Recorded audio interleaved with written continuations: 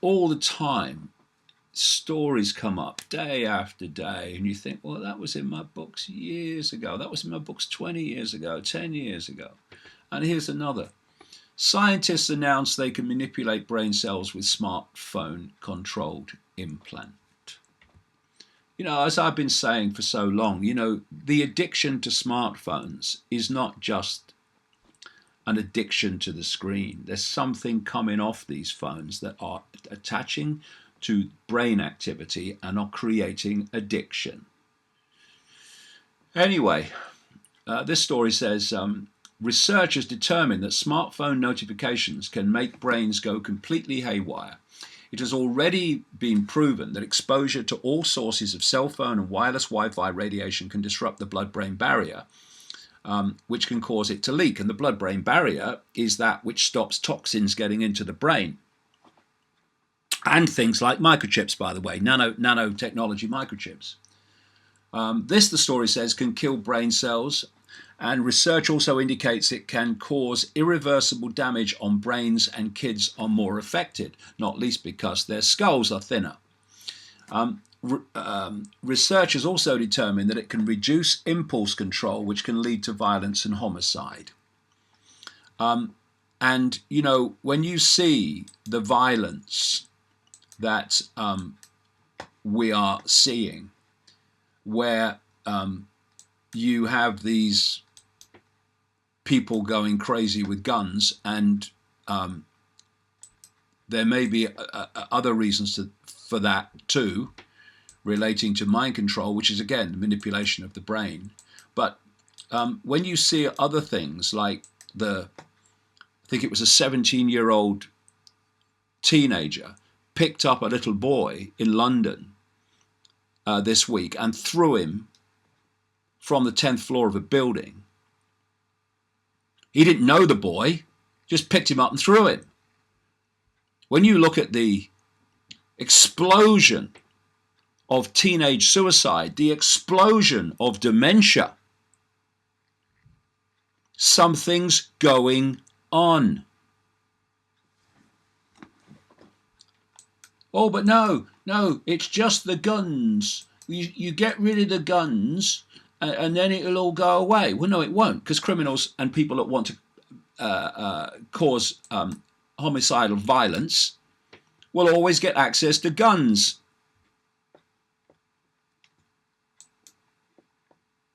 The problem is not the guns, and I can't stand guns personally, but the problem is not the guns, it's the people with their finger on the trigger. A trigger finger attached to a brain that is being unraveled by multiple attacks, not least through electromagnetic attacks through smart technology. And wait till 5G comes in. It's all systematic. Oh no, it's guns. So can it really be a big surprise, says this article, to these scientists that a wireless implant controlled by a smartphone can manipulate brain cells? It's bad enough that they have already been testing these on defenseless mice. Have they considered any or all of the risks associated with implanting these in people, including the potential for hacking these implants? This is the story at a website called Eureka Alert, or Eureka Alert.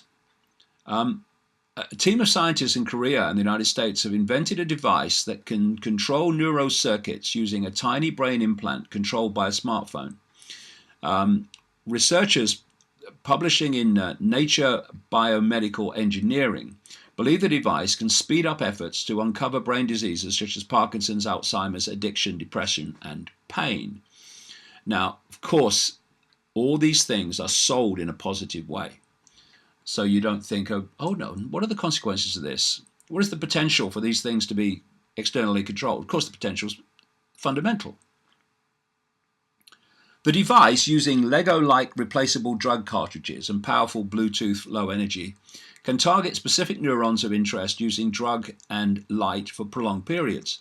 The wireless neuro device enables chronic chemical and optical neuromodulation that has never before been achieved, said lead author Raza Quasi, a researcher with the Korea Advanced Institute of Science and Technology and the University of Colorado in Boulder. Quasi said this technology significantly overshadows conventional methods used by neuroscientists, which usually involve rigid metal tubes and optical fibers to deliver drugs and light. Apart from limiting the subject's movement due to the physical connections with bulky equipment, their relatively rigid structure causes lesions in soft brain tissue over time, therefore making them not suitable for long-term implantation. Long-term implantation, that's the idea. The idea is that everyone is implanted and connected to AI. And already the effect, I mean, they're talking here about light to deliver drugs and light. What is light? It's electromagnetic energy.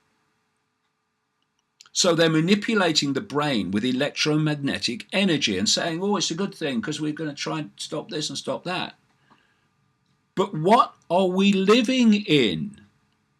We are living in an ocean, increasingly more and more powerful, of electromagnetic, technologically generated energy and frequencies. And if those frequencies are operating within the brain activity frequency span, they are manipulating brain activity.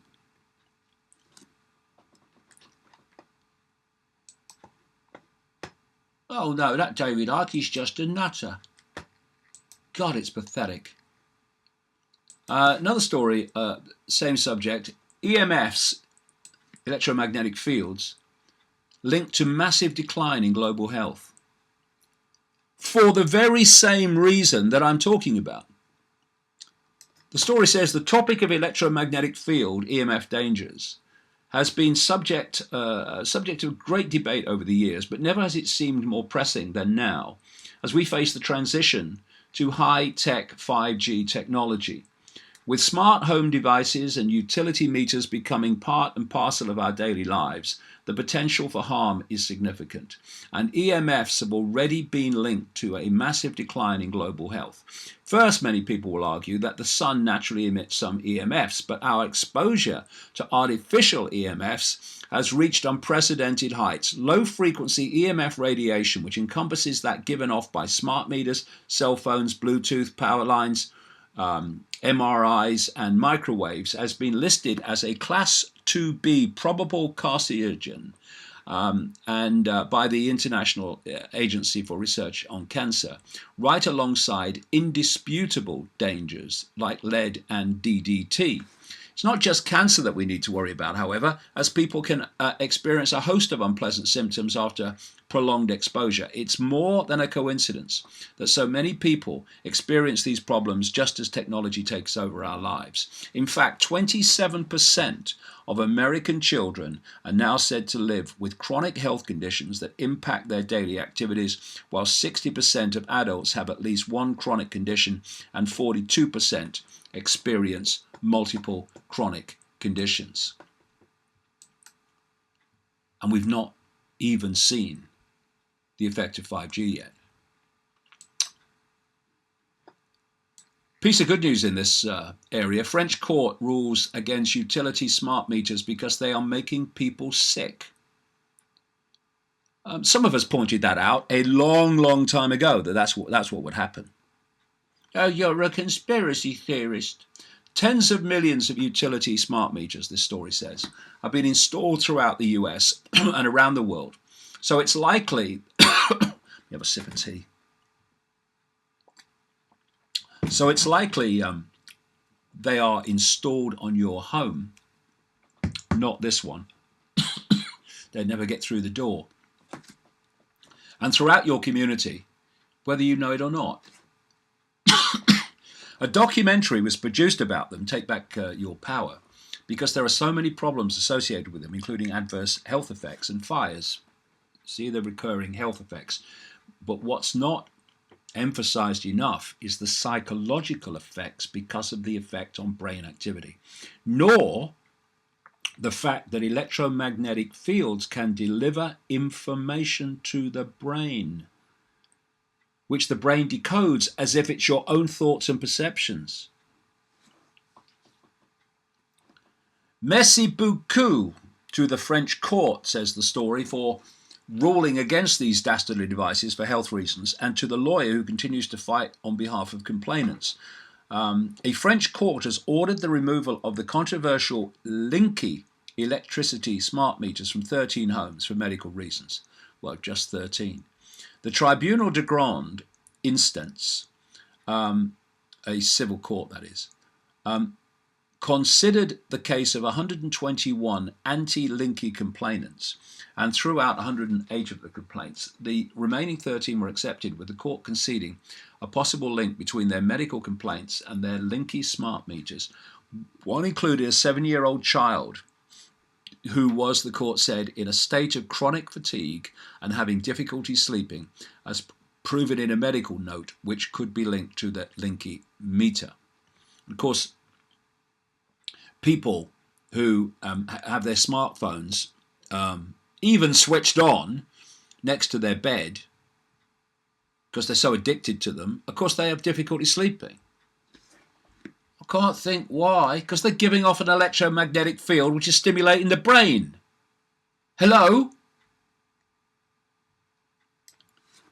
Lawyer for the complainants, Arnaud Doran, said he would push for compensation for the people who will not be able to live at home.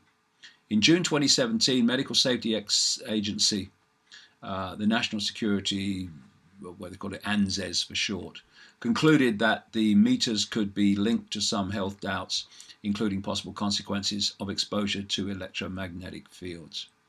And he, the lawyer, is now hoping to bring more cases against the installation of the Icke meter throughout France. But it's not just the Icke meter, it's all versions of smart meters that are involved in this.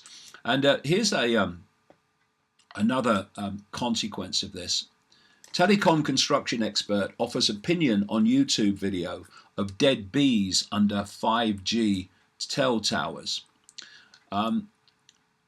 Earlier this week, Activist Post reported about the viral YouTube video that shows dead bees under what was reported to be 5G small cells installed in California.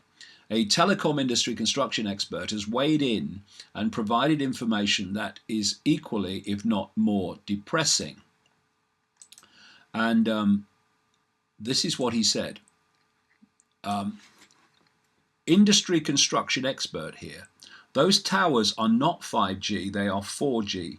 All modern 4G sites are outfitted with 5G capabilities, not specifically to operate at 5G frequencies, but at the lower band using 4G radios to communicate with the future 5G infrastructure, which will be much smaller antennas, even several hundred meters in every direction on every public street.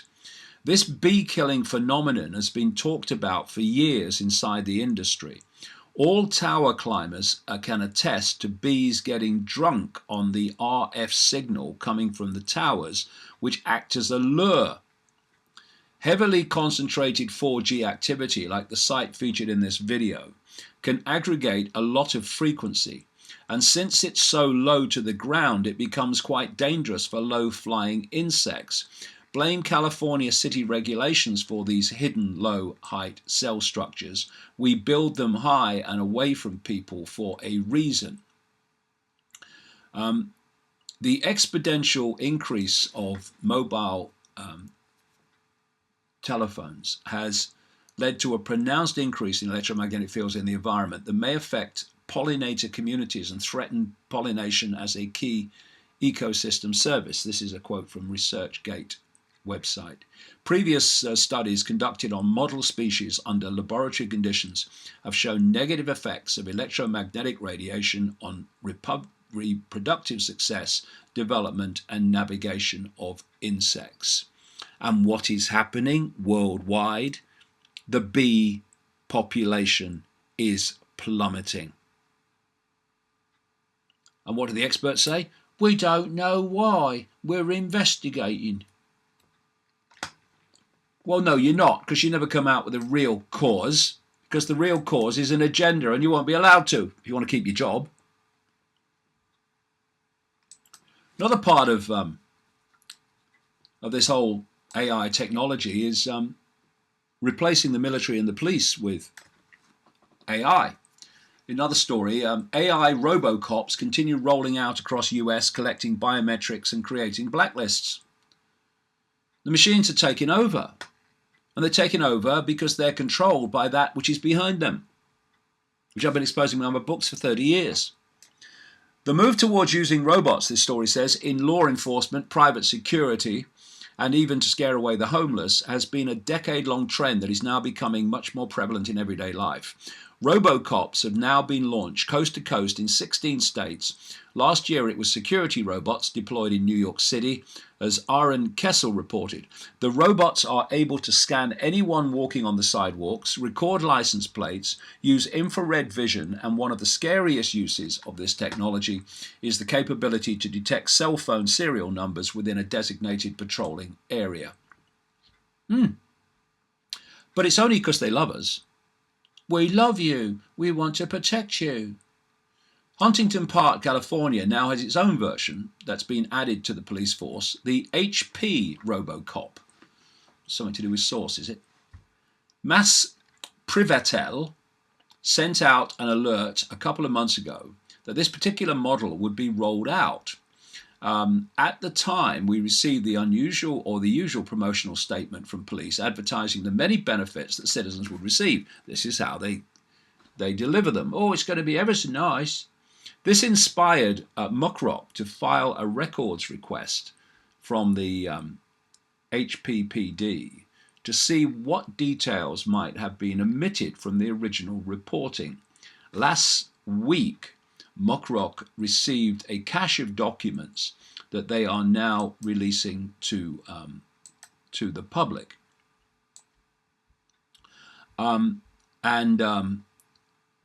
I've just gone through on the link, and I'll find out where I was.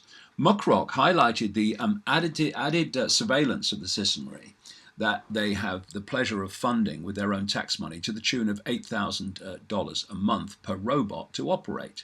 Once again, the technology is being supplied by Knightscope, a leader in the field for supplying both governments and private security. According to released market materials, HP Robocop is a K5 model security robot produced by the Silicon Valley-based manufacturer Knightscope Inc. Interestingly enough, the HPPD goes further and makes the claim that the K5 is a fully autonomous security data machine that can actually differentiate between a harmless passerby and a potential criminal. Yeah, I believe that. As for how the K5 does that, the HPPD report points to the robot's many sensors, which are apparently capable of detecting faces, license plates, and even smartphones. Said faces, license plates, and smartphones can be run against a blacklist, which would alert or send an alert to the police. So this is the world we are moving into, and I'm just going to note that company while I'm on it, Knightscope, and I'm going to give that a look later and see what it's all about. So, I mean, the world is moving in, and we need to see that, and more people need to see that. Otherwise, it's going to be in place before most people even know.